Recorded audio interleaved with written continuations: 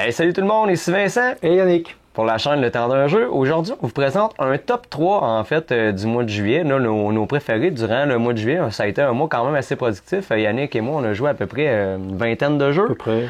Une vingtaine de jeux. Donc, on voulait vous faire un top 3 là, des jeux que pour nous se sont démarqués pour le mois de juillet. Donc, on vous présente ça et on vous revient après le générique.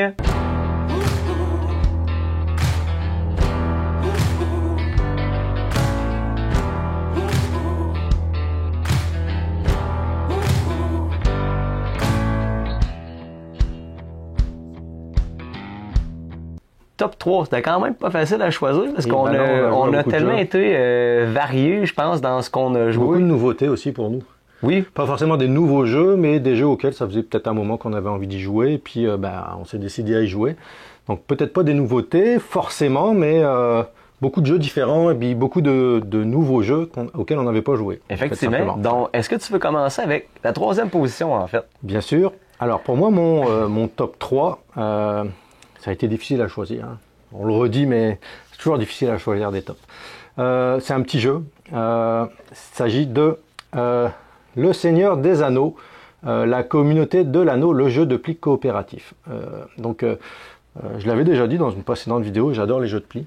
On avait déjà eu le débat de The Crew, toi t'aimais pas, etc. Mais c'est un peu sur le même principe de The Crew en fait. Puis le même principe qu'un peu tous les jeux de pli. On a des couleurs, on joue une carte avec un numéro et une couleur. Et puis les adversaires doivent suivre en fait dans la même couleur. Et si possible, celui qui mettre plus haut, celui qui va mettre plus haut, il va ramasser l'appli. Et dans Le Seigneur des Anneaux, la communauté de l'anneau, c'est un jeu coopératif. Donc on n'a pas vraiment d'adversaire en fait, on joue tous ensemble. On a un personnage du Seigneur des Anneaux. Donc il y a toujours Frodon qui est en jeu. Hein, dans Le Seigneur des Anneaux, le personnage principal c'est Frodon. Donc il y a toujours une personne qui représente Frodon. Après il peut y avoir Sam, Merry, Pipin, Gandalf et d'autres personnages de la trilogie en fait. Pardon. Et chaque personnage va avoir un objectif à faire, à réaliser. Et puis pour gagner la partie, en fait, la manche, il va falloir que chaque personnage réalise son objectif. S'il y en a un qui n'arrive pas à réaliser son objectif, on a perdu, puis il faut qu'on recommence. Donc ça se passe sous forme d'histoire, puis on suit le scénario en fait de la trilogie.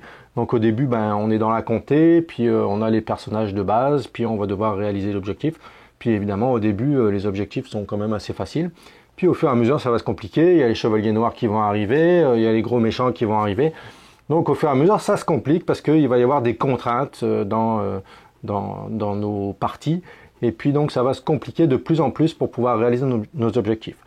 Donc un jeu que j'ai beaucoup aimé, je crois qu'on est arrivé scénario 6, je crois. Donc on n'est pas très avancé dans On n'est pas capable de gagner. Donc on a perdu pas mal de fois, on n'a pas encore gagné celui-là effectivement. Alors on n'arrive pas trop à se concerter, il en manque tout un sur la gang qui n'arrive pas à faire son objectif. Donc en tout cas, on va y arriver à un moment donné. Donc c'est ça, c'est mon numéro 3. Un jeu que j'apprécie beaucoup parce que c'est un jeu de cartes, j'aime beaucoup les jeux de cartes. Et puis en plus sur la thématique du Seigneur des Anneaux, une de mes trilogies préférées, donc excellent. De mon côté, en numéro 3, c'est le jeu Age of Rome. En fait, dans Age of Rome, Jules César est mort, en fait, et on incarne un personnage où on essaie de faire un maximum de points et prendre l'ascension sur les autres pour devenir le nouvel empereur. Donc, c'est un jeu quand même assez particulier dans le sens, la patte graphique, en fait, est très belle, c'est très coloré, puis c'est avec un plateau rotatif. Moi, j'ai la version Kickstarter de luxe avec les tuiles en acrylique, les sons en métal, tout ça. Là, je m'excuse. C'est parce que là, Yannick, il dit ça parce qu'il y a la version retail. Puis il aurait aimé ça de l'avoir, mais il l'a pas pogné. Mais bref, c'est ça. Fait que dans Age of Rome, en fait, on essaye, on est dans l'ère romain, en fait, mais on essaye de faire des points en augmentant nos bâtiments et en faisant des complots sur les autres pour les nuire à leur avancement. Donc, on a tout le temps une phase, en fait, d'événements qui change la donne des manches parce que le jeu se passe sur 9 manches. Et ensuite, on déclenche les complots qui peut permettre, quand on les déclenche sur d'autres joueurs, de leur faire perdre des points de victoire. Et on peut leur faire perdre, exemple, une partie du Panthéon en construction. Oui, chaque personnage a une habilité et une orientation de jeu. Il y en a qui vont être plus axés sur le militaire, il y en a qui vont être plus axés sur le commerce, sur le politique. Donc, une asymétrie dans le jeu. Ouais, c'est ça. Il y a une petite asymétrie dans le jeu. Fait que c'est le fun de pouvoir changer les personnages pour voir toute leur orientation puis essayer de voir le jeu d'une façon différente. Et après cette phase-là, en fait, de complot où on révèle, en fait, l'événement pour la manche, on a la phase de construction. Donc, dans la phase de construction, c'est là qu'on va dépenser tous nos sous pour construire des bâtiments. Fait qu'on a cinq bâtiments qu'on peut construire et chaque bâtiment va nous demander des sous et ça va nous donner, en fait, des points de victoire. Donc, quand on avance sur la traque des points de victoire, bien, plus qu'on avance, on va arriver à un certain moment donné où ça va nous débloquer d'autres bonhommes qu'on va pouvoir placer ensuite sur nos constructions pour activer leur pouvoir.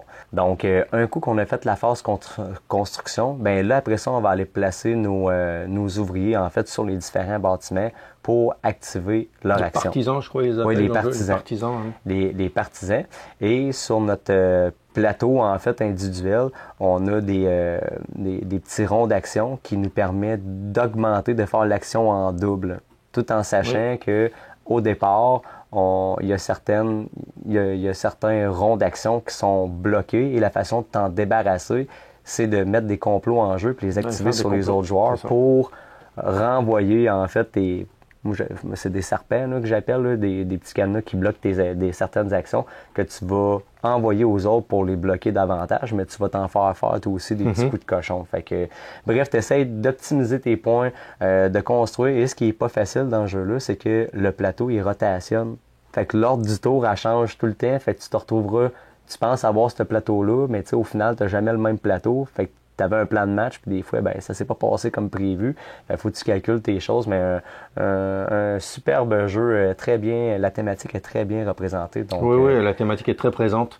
Donc, on est vraiment dans la romantique. Effectivement, là. Donc quand tu as tout fini d'activer, en fait, tes partisans, tu as ta phase de revenus. Donc, à chaque fois que tu augmentes, en fait, que tu construis un bâtiment, ça l'augmente, en fait, la roulette de revenus. Et tu as le choix de prendre le revenu qui est là ou de de taxer, en fait, la population au profit des points de points de victoire. Ouais, tu perds des points de victoire, mais tu as plus de sous. Tu as plus d'argent qui te permet de faire plus d'affaires. Il y a quand même des choix importants à faire, mais à chaque fois que j'y joue, j'ai tout le temps une façon... J'essaie tout le temps une nouvelle façon de faire dans ce jeu-là. Fait que un excellent jeu asymétrique. Si jamais vous avez pas vu, vous avez jamais joué à Age of Rome, allez l'essayer. C'est vraiment une belle pépite ludique pour moi. Donc, Age of Rome numéro 3. Alors, mon deuxième coup de cœur, mon top 2 en fait, c'est un jeu qui date de quelques années déjà. Ça fait longtemps que j'en avais entendu parler. Il y a des extensions qui sont sorties. D'ailleurs, il y a une extension qui vient de sortir récemment, de mémoire. C'est un jeu, je sais que toi, ça va être difficile de t'y faire jouer. La thématique, je pense pas que c'est dans tes affaires. Je regarde la boîte, je suis découragé. Moi, je suis très ouvert. Donc en fait, ce jeu-là, c'est Obsession. Alors, Obsession, orgueil, intrigue et préjugés dans l'Angleterre victorienne. Pardon. Moi, j'ai vraiment du préjugé sur la boîte de donc, jeu. ouais, déjà, je pense que juste le titre, toi, ça te marque négativement. Donc, en fait, Obsession, pour ceux qui connaissent la série Downton Abbey, c'est un petit peu cette intrigue-là qu'on va retrouver dans ce jeu-là. Donc, effectivement, on est dans l'Angleterre victorienne. Et puis, en fait, on est une famille dans le passé qui était très riche. Et puis, on a perdu des plumes au fil des années. Et puis là, on essaye de se reconstruire. Donc, il y a une nouvelle famille, en fait, qui est en ville, dans le château de je sais plus quoi. Et puis, il y a deux personnes qui sont à marier, donc qui sont extrêmement riches. Donc, on va essayer de courtiser ces personnes-là. Tout en essayant de reprendre un petit peu de vigueur financière et de prestige au sein de la société des bourgeois, des riches en fait.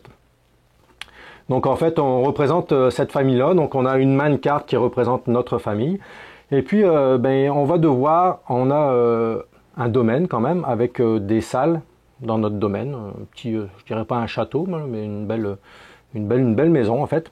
Et puis on va devoir faire des événements, et dans ces événements, on va devoir inviter des gens. Donc comment ça se passe pour inviter les gens? On va devoir mettre notre petite tuile sur notre plateau. Et puis en fonction de ça, on a des serviteurs aussi, on a des valets de pied, on a des valets de chambre, on a des femmes de chambre, on a un majordome. Et en fonction de l'activité qu'on va avoir, ça va nous prendre un de ces serviteur, on va dire. Donc on va devoir le placer sur cette tuile. Et puis en fonction de l'activité qu'on va faire, on va pouvoir inviter un certain nombre de personnes. Donc ça peut être des gens de notre famille, puis ça peut être des invités extérieurs. Donc il y a des invités, on va dire ordinaires, qui rapportent certaines affaires, qui peuvent rapporter des points de prestige, qui peuvent rapporter de l'argent, puisqu'on les invite, puis ils nous donnent de l'argent, parce qu'ils ont été contents de l'activité. Et il y a des invités qui sont plus prestigieux, qui vont nous donner plus d'avantages, donc plus de renommée, parce que c'est des gens prestigieux, donc nous, on va gagner en renommée en ayant invité ces gens-là. Et puis au fur et à mesure, donc on va avancer dans la partie. Il y a 16 tours dans la partie, ça va quand même assez vite.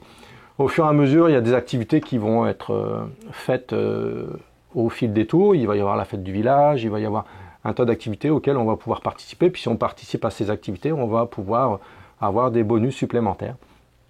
Donc, quand on a fait tout ça, on a fait nos invités, à la fin de notre événement, on va pouvoir développer notre domaine, donc en ayant amassé de l'argent, par exemple par l'intermédiaire de nos invités ou des activités qu'on a fait, on va pouvoir développer notre domaine, donc on va pouvoir acheter des nouvelles tuiles qui sont sur le plateau principal et qui vont nous donner d'autres avantages, donc on va pouvoir organiser d'autres activités, etc. Et puis de fil en aiguille, donc on va avoir de plus en plus d'argent, de plus en plus de prestige, et à la fin de la partie, celui qui aura le plus de points aura gagné la partie, sachant que 3 ou 4 fois dans la partie, on va pouvoir faire un espèce de décompte des points, c'est-à-dire qu'on va choisir une tuile d'une certaine couleur, et celui qui aura le plus de tuiles de cette couleur, de points qui sont notés sur les tuiles de cette couleur sur son plateau personnel, il va pouvoir inviter un des 2 célibataires de la famille prestigieuse qui va lui donner quand même un gros avantage. C'est un invité de prestige et qui va nous donner quand même un certain avantage. Puis c'est une carte aussi qui vaut beaucoup de points, donc c'est des personnages qu'on veut avoir jusqu'à la fin de la partie dans son camp en fait. Donc ça c'était Obsession, donc un jeu que j'ai beaucoup aimé, j'ai joué plusieurs parties. Ma conjointe, fan de Downton Abbey, est fan de ce jeu évidemment. Donc un jeu très intéressant. J'ai hâte d'y ajouter des extensions pour ajouter de la profondeur. Mais déjà le jeu de base est déjà très bon. C'était mon top 2. Je ne le connais pas, Obsession, mais juste la boîte de jeu, tu le sais, ça met... Ouais, toi les petits animaux, puis les trucs comme ça, non, c'est pas ton truc, là, mais faudrait, je sais pas, tu sais, en dehors de la thématique, c'est un bon jeu, là. De mon côté, on change de format de boîte. Mon numéro 2, je vais me reculer un petit peu. Un petit jeu, un petit filler. Ouais, c'est un petit filler. Andromeda. Ça résonne. Donc, Andromeda Edge est mon numéro 2. C'est un jeu 4X, en fait. On est sur la bordure d'Andromeda Edge et on incarne, en fait, une faction qui essaie de survivre et de prospérer à travers une galaxie qu'on connaît pas. Donc, on va aller l'explorer. On va envoyer des vaisseaux. En fait, il y a comme 2 actions principales où tu vas devoir en fait poser en fait ton vaisseau, faire atterrir ton vaisseau sur une place X et on va activer la tuile. Soit qu'on va récupérer des ressources, récupérer des lunes qui te permet en fait là, d'avoir d'autres habilités sur ton arbre de technologie ou de les défausser pour avoir des ressources. Bref, il y a une panoplie de façons d'utiliser les lunes. Tout ça, dans cette galaxie-là, on a ce qu'on appelle des raiders, des vaisseaux aliens qui vont venir contrecarrer tes plans en essayant de t'attaquer si tu t'approches trop proche d'eux autres. Et bien sûr, dans ce jeu-là, il y a des batailles spatiales qui se passent. parce que en fait, tu veux pas laisser le monde aller là où ils veulent. Fait que il va y avoir des batailles. Il y a quand même un beau système où tu peux te permettre de rapatrier tes vaisseaux et tous les déplacements de tes vaisseaux, le nombre de dés, c'est tout indiqué en fait sur ton plateau personnel. Fait que ton plateau personnel est super bien indiqué et c'est là que tu vas mettre toutes tes technologies que tu vas acquérir.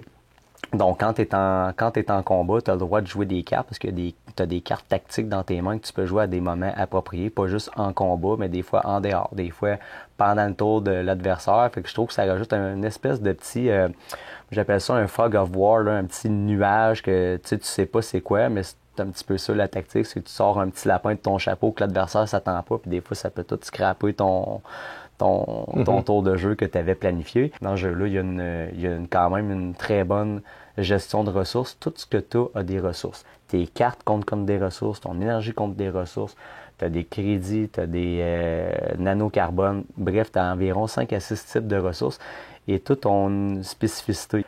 Tu récoltes des ressources, tu achètes des technologies pour les activer, il y a des batailles pour contrecarrer les plans de tes adversaires, il y a des cartes à jouer, tu as des pistes pour augmenter tes points sur l'économie, le commerce.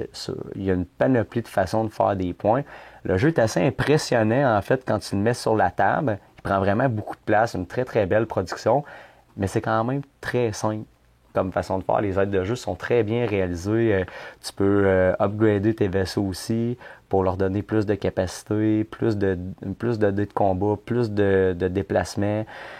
Bref, tu peux tout évoluer dans le jeu-là. Puis la beauté de la chose, c'est que tout le monde le joue de façon différente. Fait tu sais, il y a une très belle rejouabilité et tu as des factions aussi qui sont différentes parce qu'en début de jeu, tu as 3 factions qu'on t'attribue et tu en choisis une des 2. Fait chaque faction a des ressources de départ différentes. Ils ont toutes des habiletés qui vont pouvoir t'aider. Ça oriente un petit peu ton jeu, mais ça reste qu'il y a beaucoup de rejouabilité dans le jeu-là. Fait que un jeu que je recommande fortement, très belle production. C'est pas à la portée de tout le monde quand même.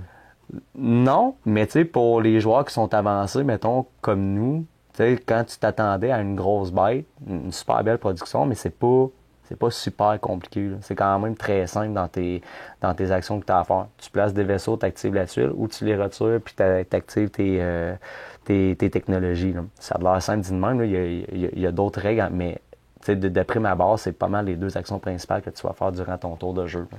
Fait que une super belle découverte Andromeda Edge. Si jamais ça vous intéresse, je vous le recommande fortement. Donc, c'était mon numéro 2. J'ai une petite question. Oui, Andromeda's Edge oui. versus Eclipse. Bonne question. Je pense que j'aime mieux Andromeda Edge. OK. J'aime mieux Andromeda Parce qu'il y a Edge. certains points que je t'entendais expliquer, puis il y a certaines similitudes avec Eclipse. Hein. J'entendais faire évoluer ses vaisseaux, par exemple, Oui. des batailles donc qu'on trouve dans Eclipse, qui sont essentielles dans Eclipse si on veut progresser. Donc faire évoluer ses technologies. Je pense que Eclipse est plus profond. Je pense qu'il est plus profond.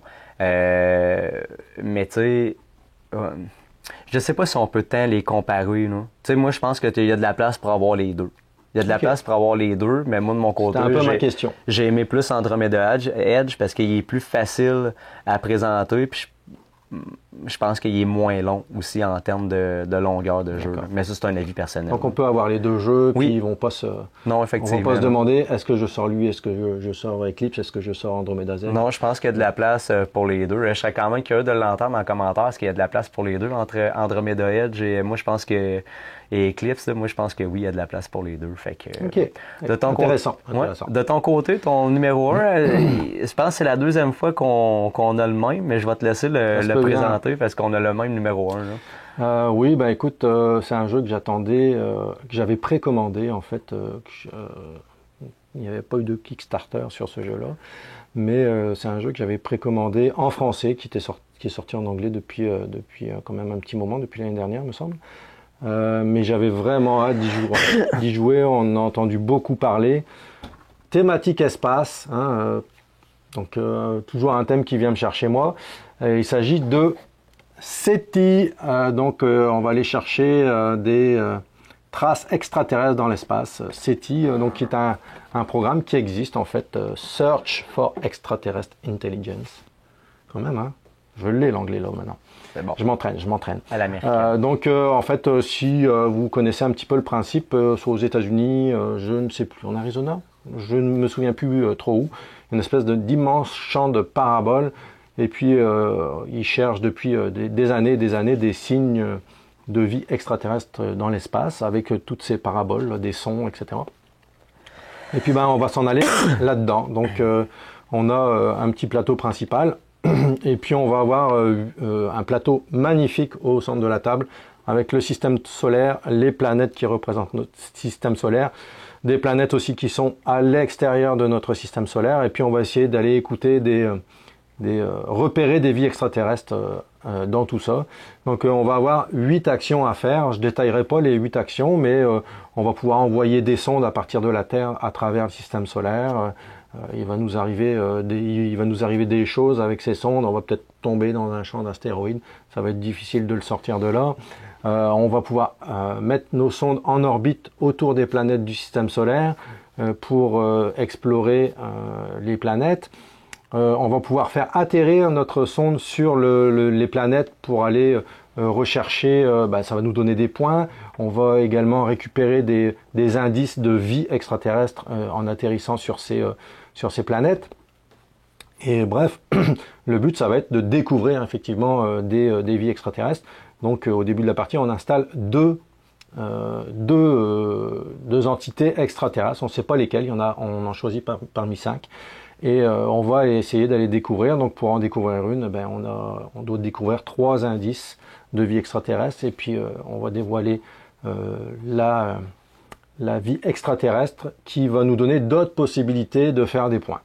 On va avoir des actions gratuites aussi qu'on va pouvoir faire au fil de la partie, autant qu'on veut, jusqu'à ce que on puisse en faire. On va pouvoir jouer des cartes, parce que c'est un jeu de cartes aussi.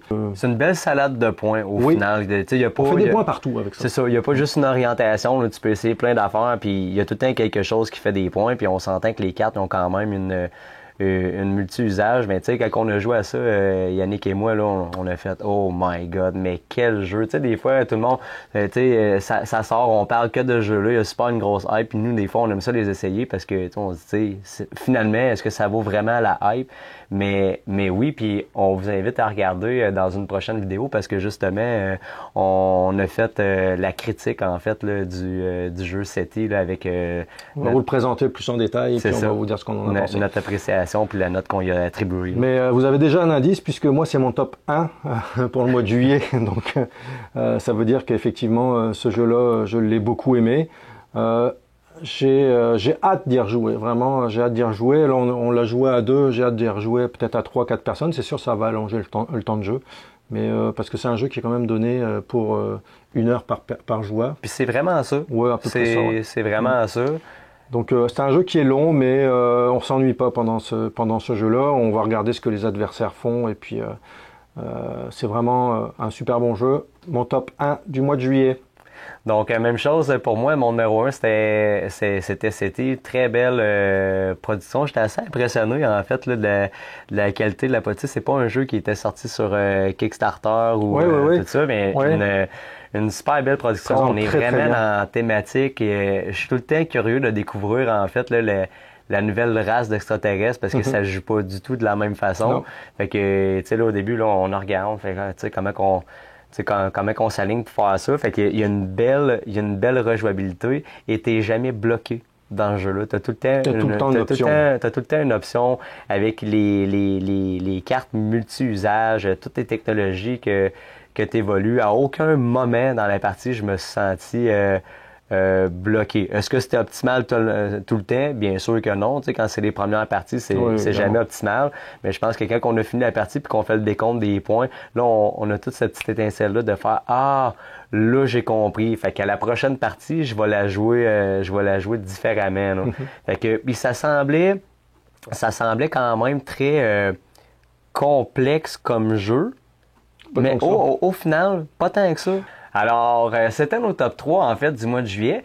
Si jamais vous avez aimé la vidéo, on vous demande de la liker, de vous abonner à la chaîne Le Temps d'un jeu. Et nous, on aimerait ça savoir en commentaire quels sont votre top 3 en fait du mois de juillet, parce que probablement que bon, on n'a pas tous les mêmes top 3, puis des fois on aime ça connaître, des fois ça nous permet de savoir c'est quoi ce jeu-là, on le connaissait pas. Puis ça va nous permettre de l'essayer par la même occasion.